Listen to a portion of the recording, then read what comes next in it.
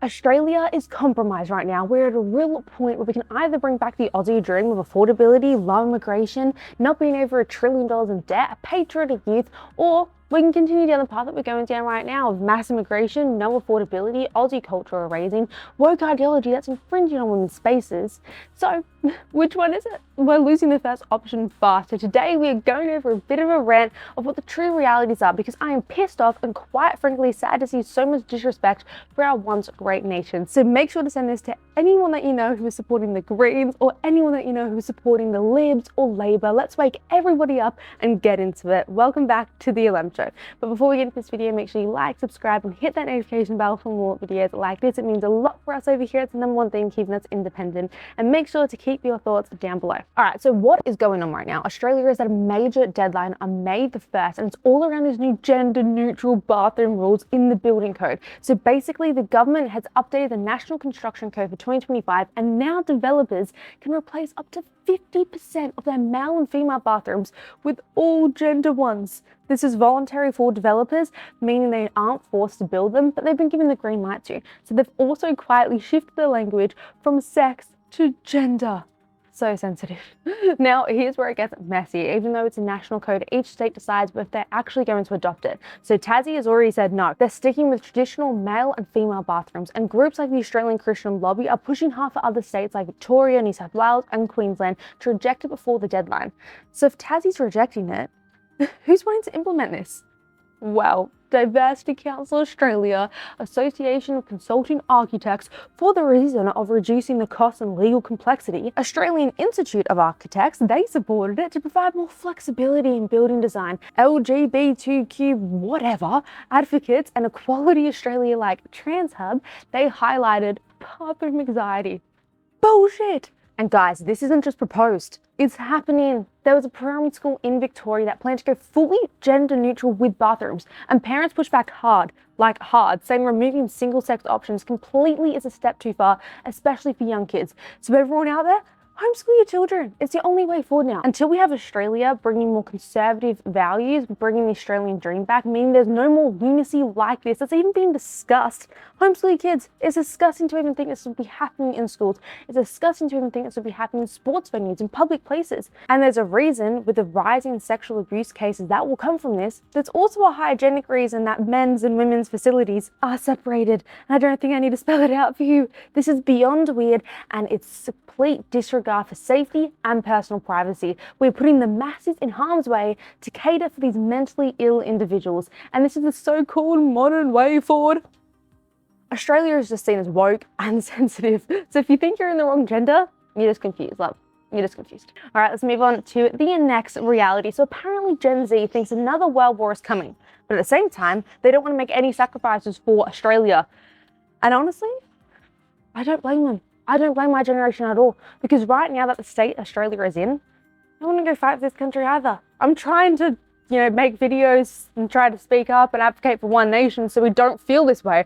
But until one nation is elected, until something actually shifts, I wouldn't go fight for this version of Australia. And that's just the truth. So Gen Z, I get it. Why would you? Number one, the Australian way of life is being erased. Number two, you can't even move out of home while the government is prioritising immigrants over young Australians through mass immigration and ignoring the fact that housing can't keep up and that we simply don't want mass immigration.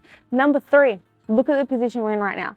Do you seriously trust this government to lead you into a war, almost doubling petrol prices and then coming up with a half-assed plan, basically no plan, and proceeding with lying in almost every interview?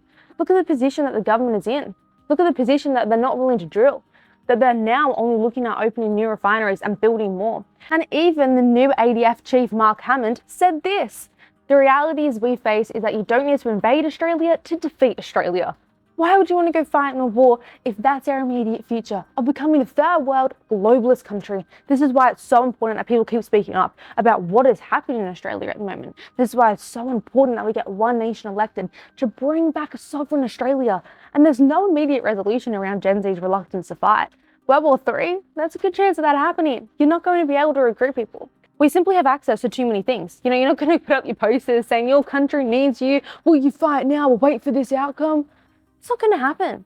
Because when you push a woke agenda, like making men feel bad for being strong, making men feel bad for protecting, when you drag Ben Roberts-Smith, Australia's most decorated living soldier, when you drag him through the mud for almost 10 years through the mainstream media, 9 the ABC, it's not exactly the best marketing campaign for recruitment. So the fact that Gen Z is not willing to go fight in a war, I'm not surprised by it. And also remember, the Greens base is now dominated by the two youngest generations, Gen Z and Millennials. These two groups account for about 65 to 70% of the Greens vote, so I'm not surprised that they don't want to go lay down their lives for a nation that doesn't prioritise them, that they're listening to lunatics like the Greens Party because their government has failed them. All right, let's get on to the next reality of immigration. So the Albanese government is saying that they're cutting immigration. However, that's not the reality. Okay, we've kept immigration since the end of 2022 at above 300,000 net arrivals per year, right? And for 2025 to 2026, they're saying that the migration cap is at 185,000 people. But that doesn't include international students or temporary bridging visas. Now look at the housing crisis. We're approximately 77,000 to 78,000 homes behind schedule for the pace needed to hit the 1.2 million target. So tell me, if a housing shortage is happening and Australians cannot move out of home or split homes or whatever the reason is, why are we still allowing over 100,000 immigrants to come here per year when Aussies can't even have a basic need of a house? This is just another reason and evidence that the Albanese government simply does not care. And another thing that I'm absolutely sick and tired of hearing is this. This housing crisis has nothing to do with the immigration crisis. It does. It's a major driver of the housing crisis. Australians should be able to tell their government that we are struggling and want to cut back on immigration. And the government should actually listen and act on that. We don't want to keep trying to make more space for people when a part of what we enjoy about this country is that we aren't heavily populated. And even if we did want to keep immigration at these levels, we simply don't have the room. Look at places like Alice Springs, around 30,000 people live there, and there's a reason for that. Around 85 to 87% of Aussies live 50 k's from the coast, and there's a reason for that too.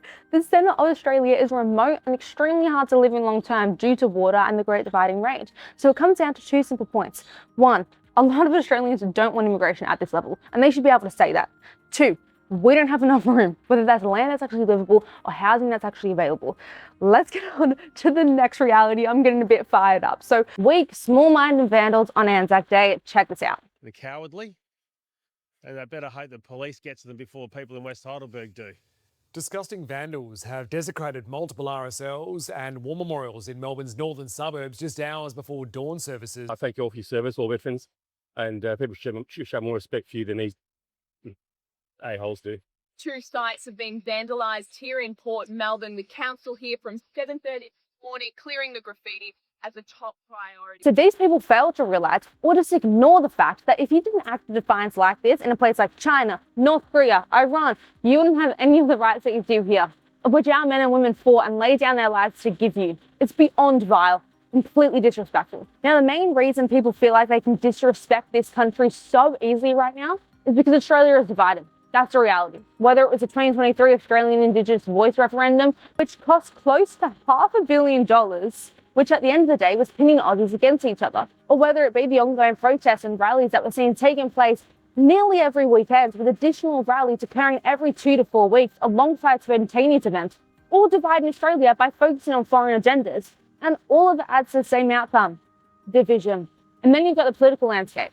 The left versus the right, more polarized than it's ever been in a long time. Division, at the end of the day, is what all the higher powers want. And it's what's causing people to think they can disrespect our nation and disrespect our soldiers like this. People aren't meeting in the middle anymore. They're being pushed further apart. And when a country becomes more divided, well, respect just starts to break down. Because instead of a shared identity, well, you get competing narratives about what Australia even is. Now, some people say that division, is a part of a democracy. And to a degree, that's true. But when it reaches this level, when Australians feel like they're constantly at odds with each other, it creates a vacuum. And in a vacuum, standards drop, respect drop. And that's when you start seeing behaviour that people feel crosses the line, whether it's disrespect towards the country itself or disrespect towards the people who represent it, including those who have served. At the end of the day, a divided country is a weaker country. And right now, a lot of Australians feel that's exactly where we're heading. Now, let's respond to some of your comments. But before we do, let's quickly go over the news of what we've been covering in short form, just to give a bit of a broader context of what we'll be replying to. I'll also add some more context based on the videos if needed. So we just had Anzac Day and we did a video on the disgusting vandalization of memorials and buildings. Along with that, Anthony Albanese, well, he's been in talks of opening new oil refineries, and we basically just called out that this wouldn't be a quick fix like it was reported to be, and realistically it would take more to 5 to 10 years to even get functioning. And even if we had the Libs or Labor still in government, they wouldn't allow us to drill. So meaning we'd be reliant on other countries to provide us with crude oil and, more importantly, fuel. So while this is a step in the right direction, it's just a slight appeasement. Also, good old Tony Burke stated that he didn't want to use the word assimilation, and instead he wanted to use the word integration. We pointed out that integration really just means functioning together, and also just raised the point that no country of significance have ever seen this mass immigration plan work. For example, Germany, Sweden, the UK, France. So go check out that video for a more in-depth analysis of those immigration plans. We also covered that many politicians are talking about maintaining order in the Strait of Hormuz. I basically broke this down and said there's no real reality behind that. You cannot seriously expect countries like the US, Iran, Israel to be influenced by what Australia has to say. So that's what we've been covering lately on short form. Go have a look at those videos for a more in-depth context, but for now, let's get into these comments. All right, so the first one was under Tony Burke's immigration stance. And the comment is, you do realise that Australia is multicultural and that the only true Australians are the Aboriginal population who were here before the land was taken and mass immigrated into by Europeans and later people from around the world. Europeans saying that immigration should be stopped are just hypocrites. That's my favourite argument. Too funny. So firstly, every single country has gone to war. All right, that's what history is. Countries fight and the lesser power gets taken over by the greater power. So in 1788, the English came to Australia. They were the greater power and they took over the country. That's just what happened, guys. Now, Indonesia was on their backs as well. You also had European explorers like the Dutch, the Spanish, the Portuguese heading towards Australia. And thank God the Maoris didn't discover Australia first, because based on what happened on the Chapman Islands. But anyway, back to the argument. That's what happens hundreds of years ago. Okay, we need to move forward now. This is exactly what comes up around Australia Day, when some Aboriginals call it Invasion Day. And at this point, we need to unite together and move forward together, because it's both our home. The English came here and they built what Australia is today: a civilization, a society, an infrastructure. So I don't like hearing that European Australians don't have a say in their own country, because their country as well. Now back to the argument that Europeans saying immigration should be stopped are hypocrites. Like, that's illogical. I'm not an immigrant. Most European Australians aren't immigrants either. If I moved to America as an immigrant and then said, we don't want immigration here, that would be hypocritical. But this case, it does not hold up. So this argument does not hold up. This is our country. We can say that we don't want mass immigration without being labelled hypocrites, because that claim doesn't make any logical sense. Now, on to the next comment. Now, this comment was under the post of Albo potentially opening a new refinery. Let's get into it. Australia has everything it needs to be independent. Let's, as a nation, break the chains of restraints from others dictating how we should run our nation and give back to the Australian citizens a debt-free society. It's exactly right. Australia has everything that needs to be independent and sovereign. We've got no excuse for not manufacturing our own basic goods here at home. But instead, we've chosen to export our raw materials, have them turned to cheaper products overseas, and ship them straight back to our own shores. And that's just the reality. It's a globalist model. It was never built for the national sovereignty as a priority. But here's the thing, we can change that. And we absolutely have the potential to bring back manufacturing and become more self-sufficient. Australia is the envy of the world. We're sitting on some of the most valuable critical minerals on the planet. And geographically, we're one of the strongest positions globally. The opportunity is right in front of us. The problem is that for 40 plus years, we've been run by governments that haven't prioritized long-term national strength and resilience. And that's exactly why we're in the position now. But it doesn't have to stay that way, and that's exactly why we need to get one nation elected. Now, on to the next comment. We had 8 refineries, 6 shut down under LNP, but somehow it's all Labor's fault. Look, yeah, it's the LNP's fault too, but that doesn't mean that Labor hasn't played a hand in pushing us into this fuel crisis. Everyone knew what was going to happen. There's apparently footage of Albo saying that we need to meet the IEA's 90-day standard. He hasn't done anything about it. So let's move out of this constant loop, which is the uni party, and vote for one nation. So let's move on to the next comment. Albo, you're a legend in your own head. Exactly, that's just how he carries himself all the time, and that's a problem. Anthony Albanese has an entire country feeling like they're on edge. People are stressed about the future, and instead of owning it and saying, yes, I screwed up, here are the problems, let's fix them, he's actually delivering himself like it's a win. It's tone deaf. He goes to Asia tour and brings back, what, 3 days worth of fuel? And he's like, we've got 300 million litres. Guys, we're not stupid. Like, it's 3 days. Stop patting yourself on the back. Australians are left dealing with the fallout. And it's just completely ridiculous for our leader and our prime minister to be acting in this way. Own up to what you screwed up and let's actually get forward and stop spending $20 million on useless ads. Ridiculous. But that is the end of this video today. I hope you guys enjoyed this video. It was a bit ranty, but I hope you still enjoyed it. And we'll be back to our normal setup next week. Thanks, guys.